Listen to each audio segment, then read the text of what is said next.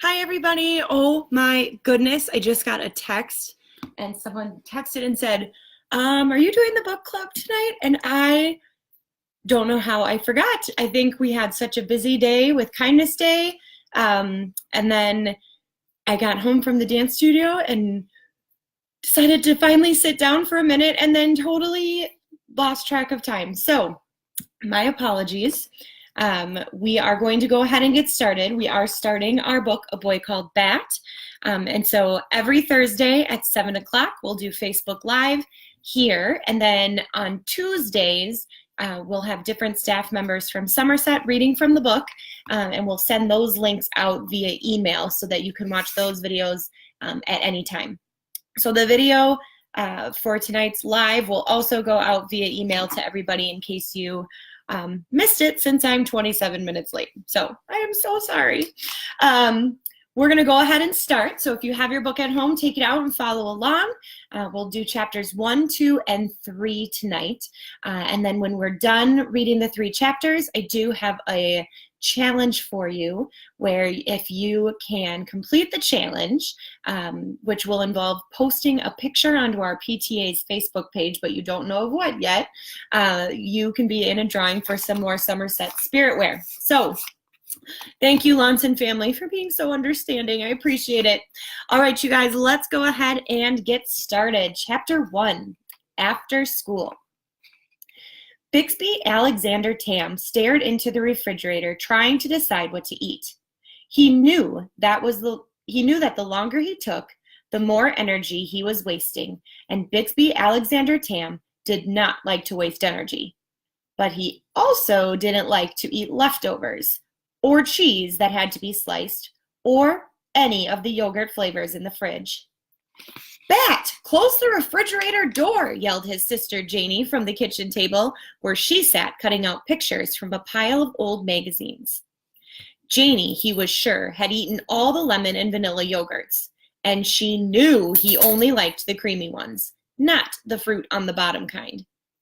Bat was what almost everyone called Bixby Alexander Tam, for a couple of reasons. First, because of the initials of his name, B-A-N-T, spelled bat. But there were many, or maybe other reasons.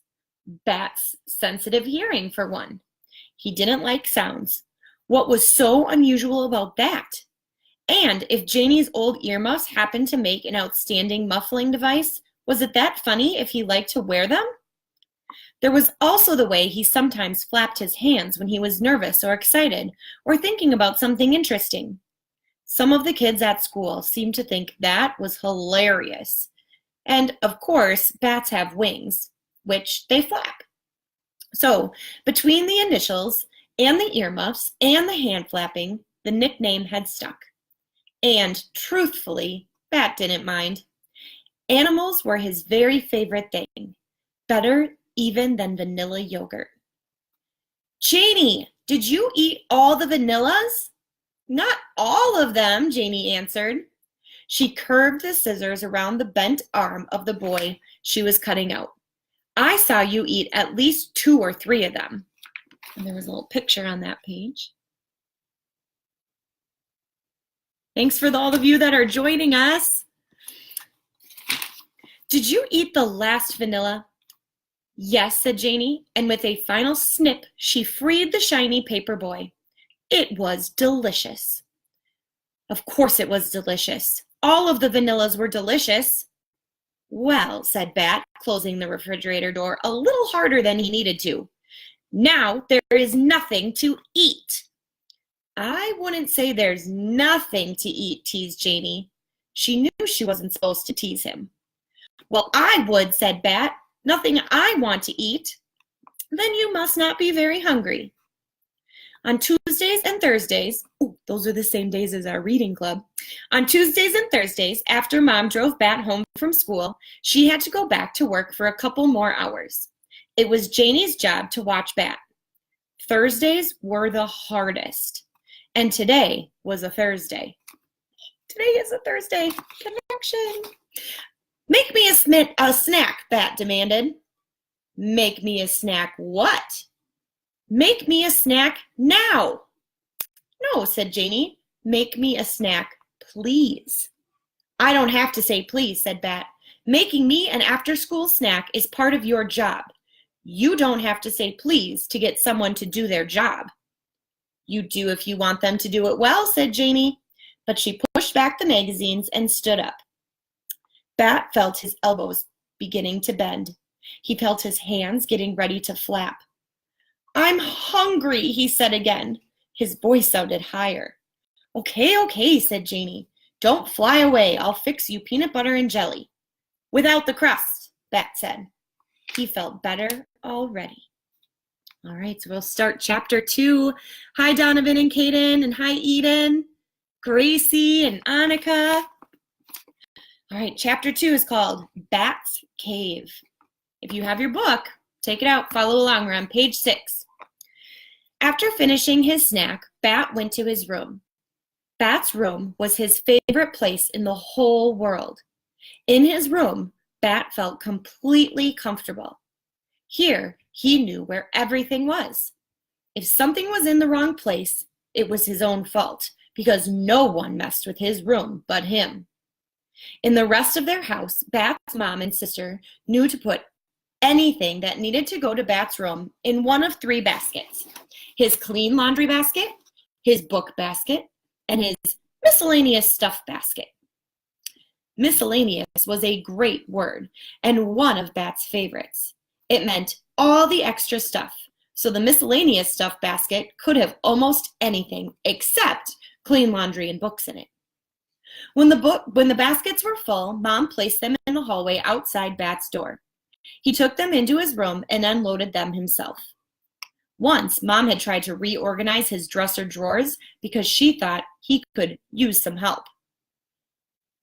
After, when he was so upset he couldn't even speak, he said, I'm sorry, Bat, but your drawers were just a mess. Your hats mixed in with pants and sweaters. I don't know how you find anything. But the drawers weren't a mess. Not at all. If Mom had looked more closely, she would have seen that his knit caps were in with his long pants and his sweaters because he always wore those things together on cold days. Shorts and t-shirts were in another drawer because he wore those things together on warm days. But what about this drawer? Mom had asked, pulling open the bottom right drawer, which held a pair of pants, a wool sweater, and 2 t-shirts. Those are the things I never wear, Bat told her when he finally calmed down, because they're itchy and uncomfortable. Then Mom cut the tags out of the t-shirts and Bat moved them to his warm days drawer. After that, Mom left him to his own devices, as she liked to say. Do you ever have that where your clothes are just not comfortable and you have to get the tag cut out of them? Otherwise, they're itchy and bug you all day? I definitely have some of those. In fact, today, the tights I was wearing had a hole in them and my toe was sticking through and it was bugging me all day. So once in his room, Bat closed the door. There was a sign on the outside that said, please knock. Janie had written it for him because her writing was much neater than his. Janie could do all the hand things better than Bat. Write things, cut things out, smooth peanut butter on bread. The clock told Bat that Mom would be home in 46 minutes. Mom was a veterinarian, which was what Bat intended to be too one day. Mostly, she treated cats and dogs, but sometimes she had unusual patience. Once she had taken a BB pellet out of the wing of a hawk. The pellet had broken one of the bones and Mom had done surgery to mend it. She brought home x-rays to show Bat. Why would anyone shoot a hawk? Bat had asked. Do you think they were going to eat it? No, said Mom. Sometimes people do stupid things. She had been very angry about the hawk. Angrier even than when Bat and Janie got into loud screaming fights. Seeing the x-ray of the hawk's broken wing made Bat angry too. But his room always made him feel better. It had a roll-down bamboo window shade and a fine closet full of shelves and a pull-out trundle in case someday a friend came to spend the night. It had a ceiling fan and a reading lamp and a rug with a picture of a train track printed on it. Bat felt like looking through his animal encyclopedia, which he often did after school. So he pulled it down from his bookshelf and dropped comfortably into his beanbag. His stomach was full of sandwich, and Mr. Grayson hadn't assigned any homework. For this moment, at least, Bat felt perfectly content.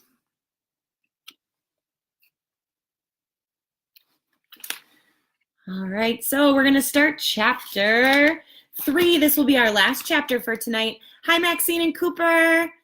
The Kimbrels are saying hello. And the Shockers, Charlie and Peter and Elsie, hello.